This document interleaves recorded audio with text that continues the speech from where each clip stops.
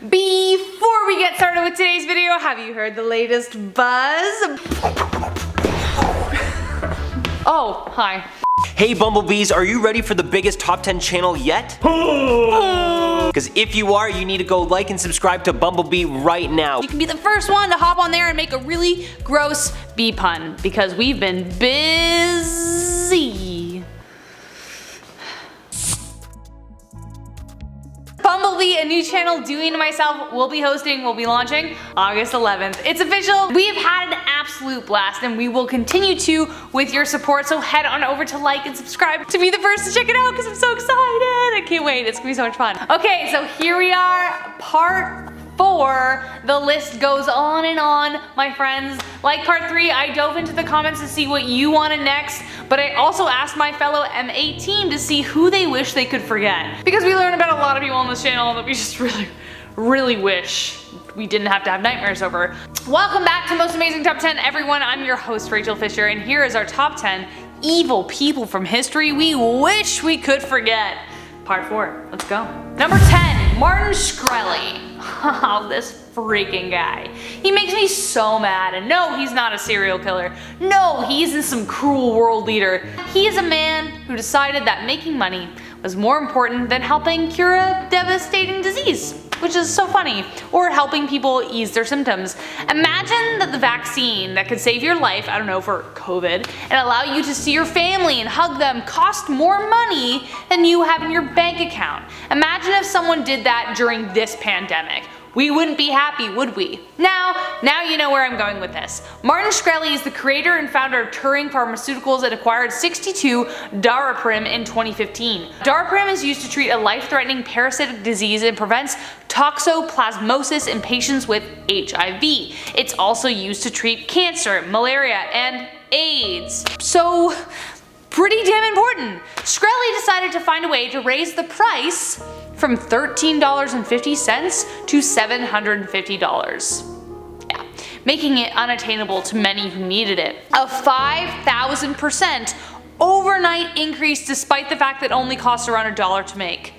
Yeah, work that out. Shkreli's argument for the increase was that he wanted to use the money to invest in creating a new, better drug. Yeah, sure dude. Funny enough, in his 20s he caught some attention for encouraging food and drug companies not to approve the drugs he was shorting in the market. So if you're a fan of GameStop, you know what I'm talking about.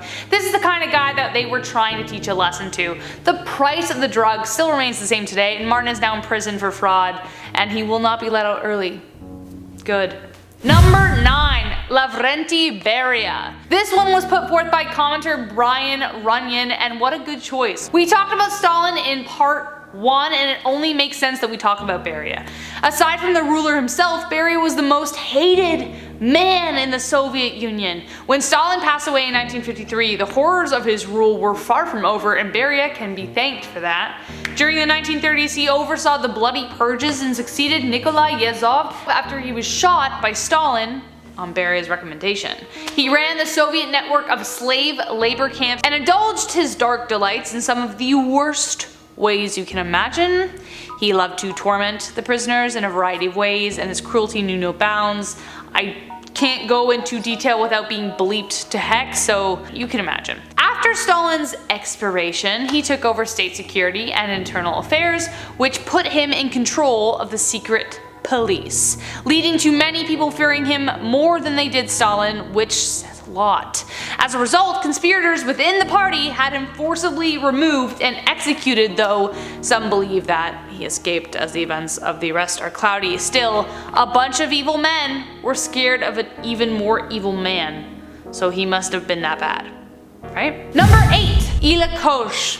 Born in Dresden, Germany, Ilse hopped on board the German Evil Party campaign pretty early in 1932 and later married Karl Otto Koch.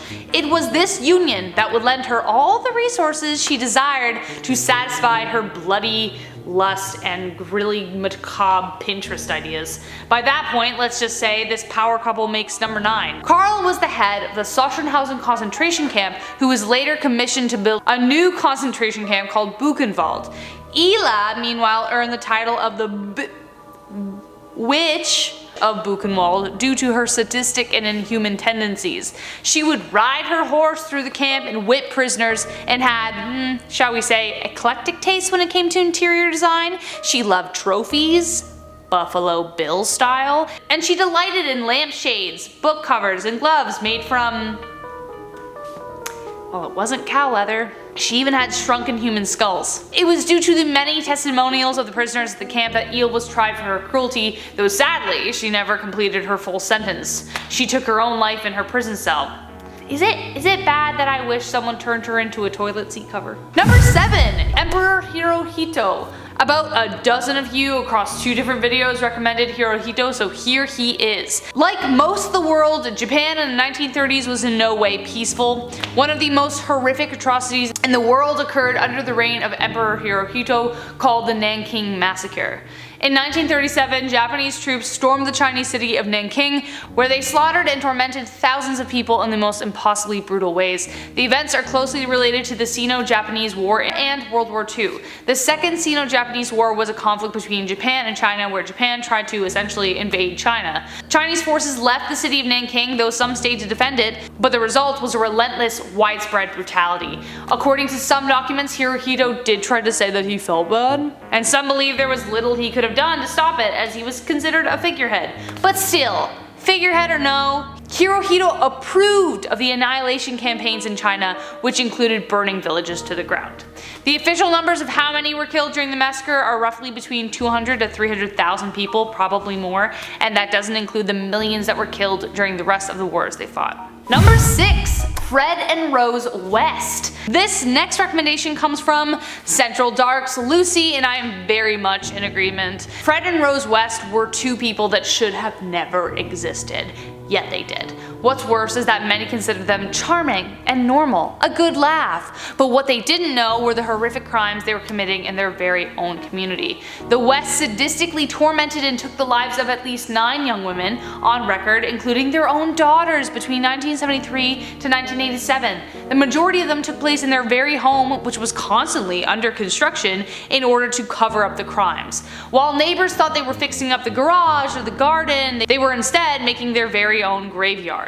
The victims they took, who were not a part of their family, were lured under the guise of needing nannies. Fred took his own life after he was caught, though Rosemary is still living out her sentence. When I asked Lucy why this crime haunts her above others, she had this to say, and I quote, "Just the simple fact that they were hiding in plain sight, neighbors had no idea what was going on, a lot of their crimes they tried to credit to their bad upbringings, which is disgusting to me, just awful, awful people."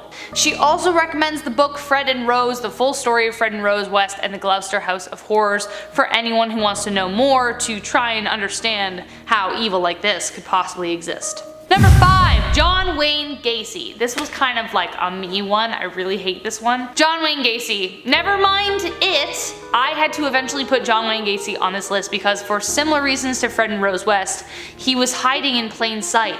Behind that painted, joyful face was a cruel, sadistic man who took the lives of way too many people. I can't even begin to imagine what it would have been like to be his wife or his kids and finding out that this happened. Gacy took the lives in brutal, tormented ways of over 33 boys and hid the corpses in his very home. He hid behind the guise of a party clown named Pogo and was a community favorite. Everybody loved him! I think the fact that we can be so blind to something so blatantly horrific is the most terrifying part, but there were clues along the way. The first time he was arrested for an attack like this was in 1968, but was released after 18 months for good behavior. But when he was finally caught, the justice system served him up the death penalty, and guess there's no release on good behavior for that one. Number 4, Jean-Claude Duvalier. Haiti has been so resilient throughout the political and environmental turmoil it has faced over the last several decades, with the rule of Jean-Claude Duvalier being one of the reasons. He violated so many human rights in order to maintain the dictatorship. Under his leadership, the lives of hundreds of political prisoners held in the Triangle of Death were mercilessly taken. Many of the families still have no idea what happened to their family members. On top of that, they experienced the infliction of severe pain pain and maltreatment in order to extract information. Plus, the reason there were so many political prisoners was due to the heavy restrictions on freedom of association, assembly, and expression, meaning many radio stations and newspapers were closed and journalists were thrown into prison as well. Evidence heavily suggests that in November 1980 he ordered the mass arrest of activists who were later tormented and expelled from the country. Duvalier is responsible for one of the worst examples of mass human rights violation, and we wish he just simply never existed. And his father too.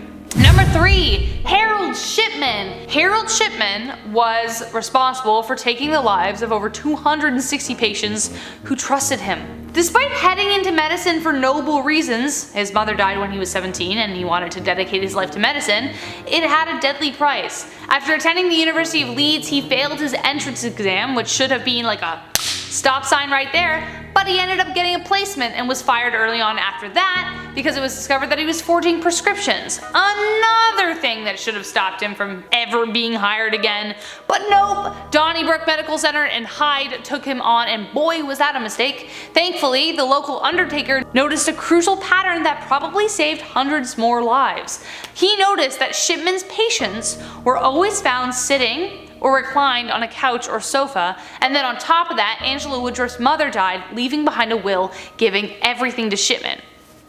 That was that. Turns out Shipman was lethally injecting each patient before they left his office, giving them just enough time to pass away when they got home.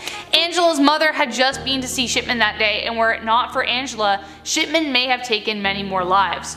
No one knows why he did it. Perhaps he was trying to avenge his mother's death, or maybe he just liked playing God, who knows. Number 2. H.H. Holmes. Another very popular recommendation, H.H. Holmes. No relation to the fictional and benevolent Sherlock Holmes, though he is the reason behind the name.